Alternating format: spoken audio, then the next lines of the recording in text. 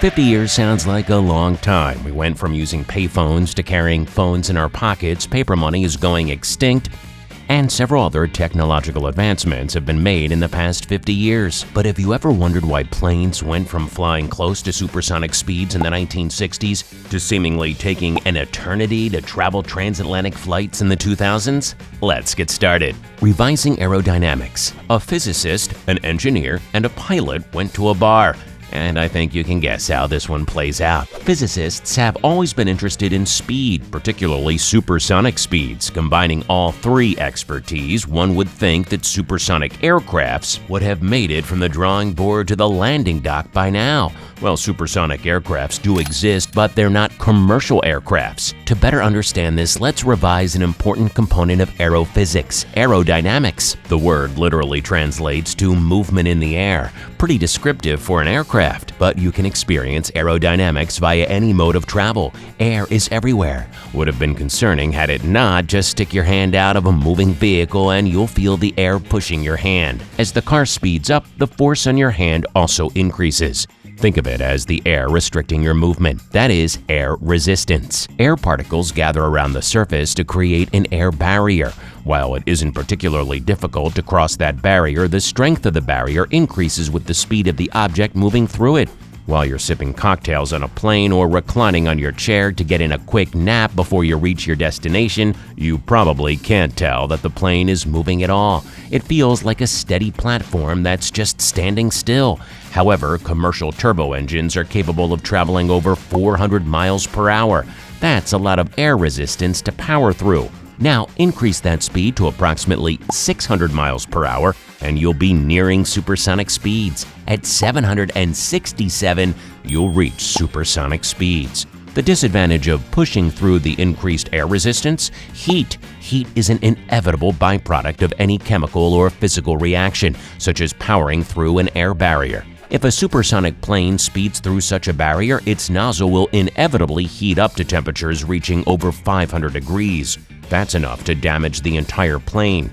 Can commercial planes fly at supersonic speeds? It's hard to imagine modern aircrafts aren't equipped to handle any and every situation that comes their way, including flying at supersonic speeds. Well, they can. It's known as supercruise. However, planes rarely, if ever, fly in supercruise because of the increased air resistance and the potential of overheating regular turbo engines. But if you've ever been near an airport, you might have heard a plane flying at super speeds. When a plane flies close to the speed of sound, it pushes the air particles that would have otherwise been arranged circularly around the aircraft into a transparent air wall. A plane flying in supercruise can essentially crash through the wall.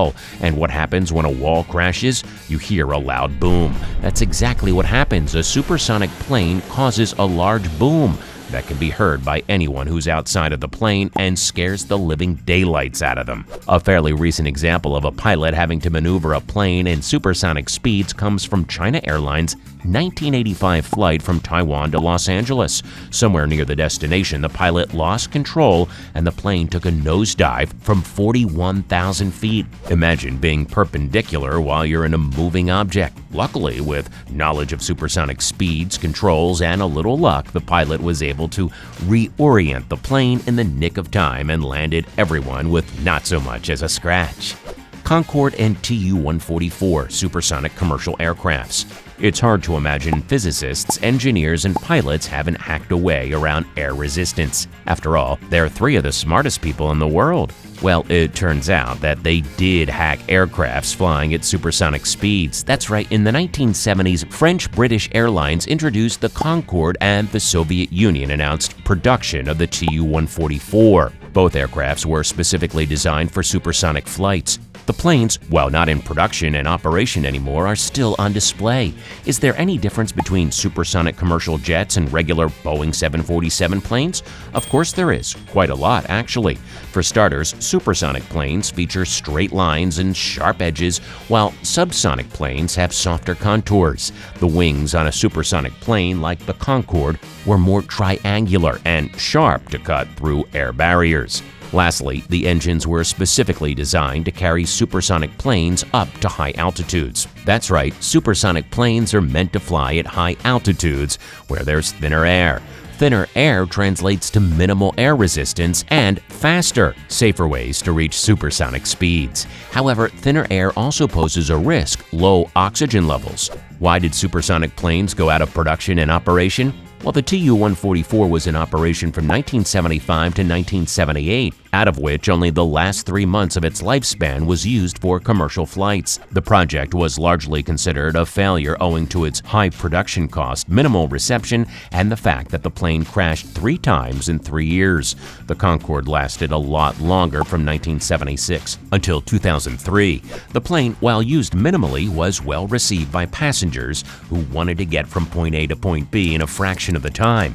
However, by 2003, manufacturers and passengers realized that there wasn't much use for the Concorde anymore.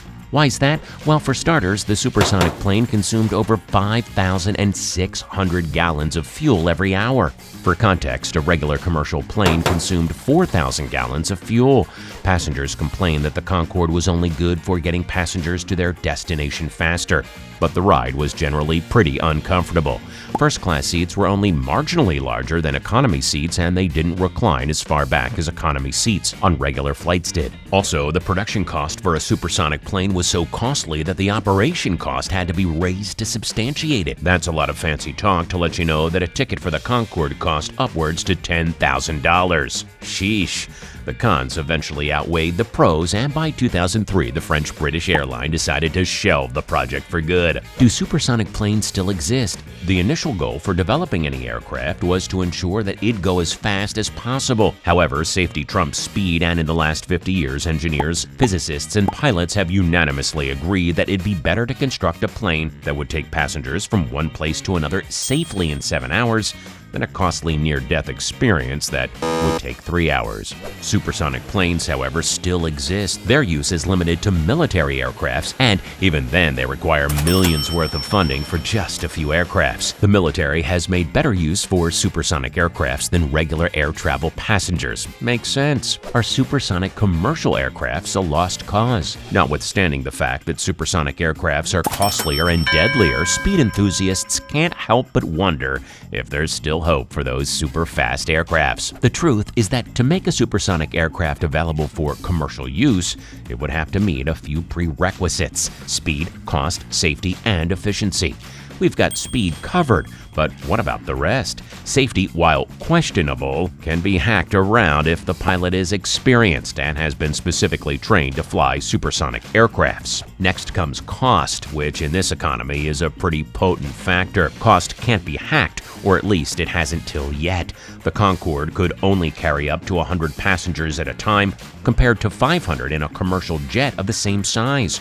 Given the high production cost of supersonic aircrafts and its limited seating potential, the cost for a passenger seat, even in economy, was upwards of $10,000. The final nail in the coffin came efficiency, that is, fuel expenditure. The Concorde would consume approximately 1,000 gallons more fuel than regular commercial aircrafts, and no matter how much they tried, engineers couldn't reduce the fuel expenditure, which makes sense. Flying at high speeds would undeniably eat away more fuel. Alright, that's everything on why planes can't go faster even though they used to. Let us know what you thought in the comments down below, and we'll see you back here soon.